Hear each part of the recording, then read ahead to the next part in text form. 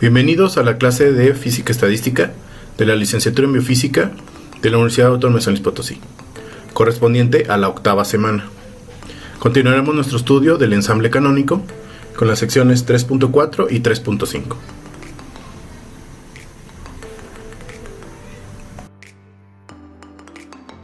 (3.4) Expresiones alternativas de la función de partición.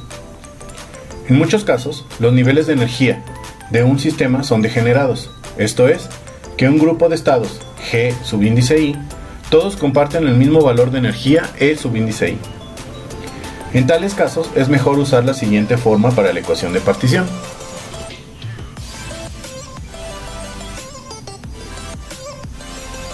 La expresión para la probabilidad P subíndice I, es decir, la probabilidad del sistema de estar en el estado con energía E subíndice I, sería entonces la siguiente.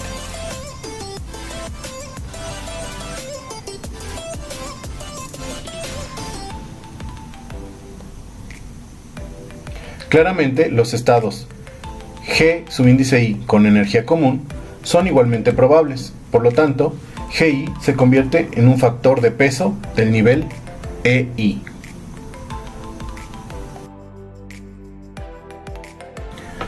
Ahora, si consideramos el número tan grande de partículas que constituyen el sistema y el inmenso volumen en el que están confinadas, las energías E subíndice I del sistema son, en general, muy cercanas entre sí.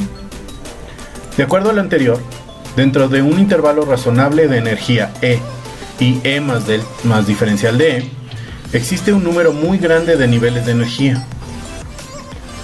Uno puede considerar entonces E como una variable continua y escribir P como función de E por diferencial de E como la probabilidad de que un estado dado, como miembro del ensamble canónico, pueda tener una energía en el intervalo E y E más diferencial de E.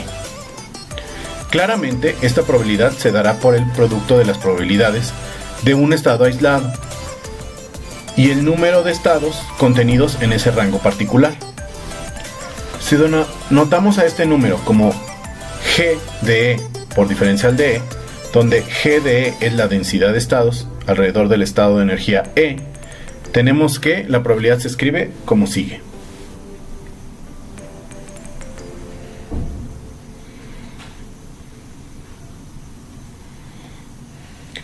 Lo cual, una vez normalizada, queda como sigue.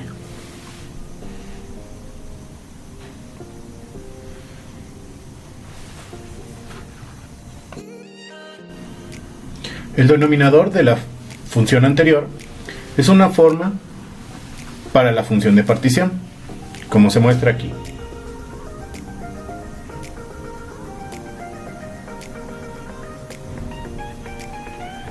La expresión para el promedio de F, el valor esperado para la cantidad física F, se escribirá entonces como sigue.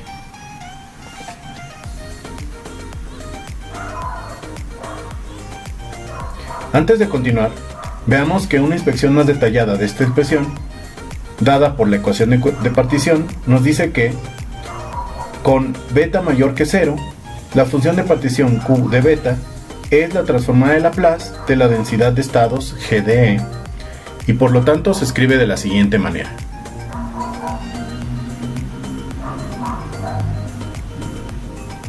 Donde beta es tratado ahora como la variable compleja beta' más I por beta pi', mientras que la trayectoria de integración es a lo largo de la línea recta B, beta igual a B' mayor que 0.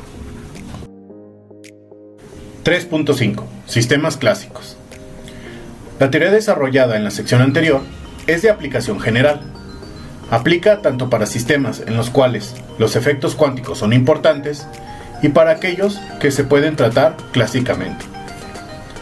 En el último caso, el formalismo debe describirse en el lenguaje del espacio de fase. Con esto obtenemos que las sumatorias sobre los estados cuánticos se transforman en integrales en el espacio de fase.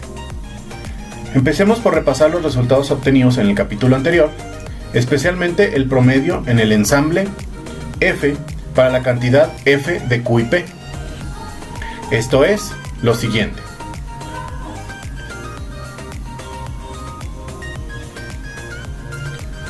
donde ρ de Q y P denota la densidad de los puntos representativos en el espacio de fase.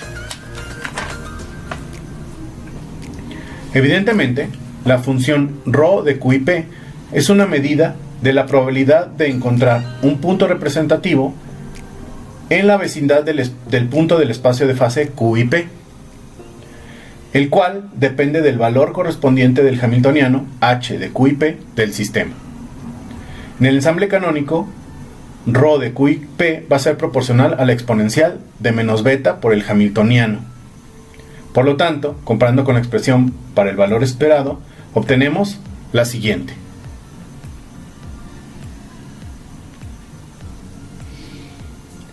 Donde dw es igual al volumen en el espacio de fase.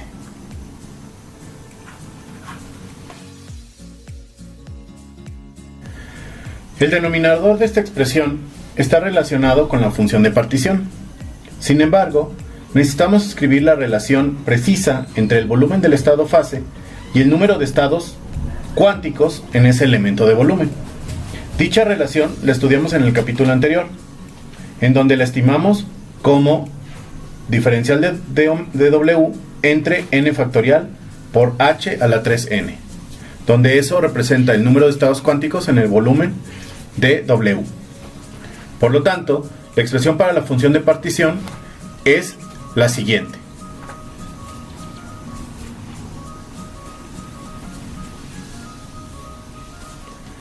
Cuyos límites de integración abarcan todo el espacio de fase. Como primera aplicación de esta formulación, consideremos el ejemplo de un gas ideal. Como siempre lo digo, en mecánica estadística y termodinámica son como Pumba. Siempre son gases. Tenemos entonces un sistema de n moléculas idénticas. Se asume que son monoatómicas, de tal manera que no se requiere considerar grados de libertad internos, y que están confinadas en un volumen B y en equilibrio a la temperatura T, como se muestra en la figura. Dado que no hay interacciones moleculares, a tomar en cuenta, la energía de este sistema solo es cinética. Por lo tanto, el hamiltoniano es igual a la suma de las energías cinéticas individuales de las partículas. La función de partición del sistema entonces será igual a lo siguiente.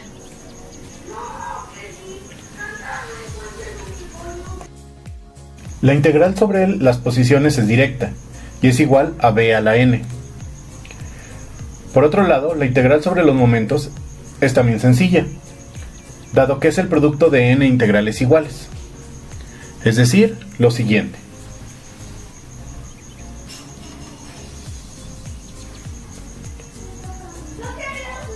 Usando la técnica que se mostró en el video que les dejé como material complementario, vemos que la integral se puede resolver fácilmente y queda como sigue.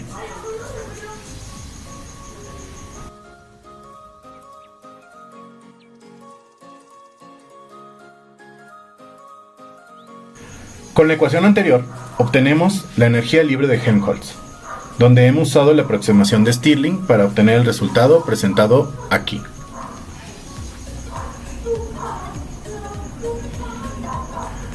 A partir de esta ecuación se puede obtener el resto de la termodinámica, por ejemplo, el potencial químico, lo cual nos da la ecuación química de estado, la presión, la cual nos da la ecuación mecánica de estado,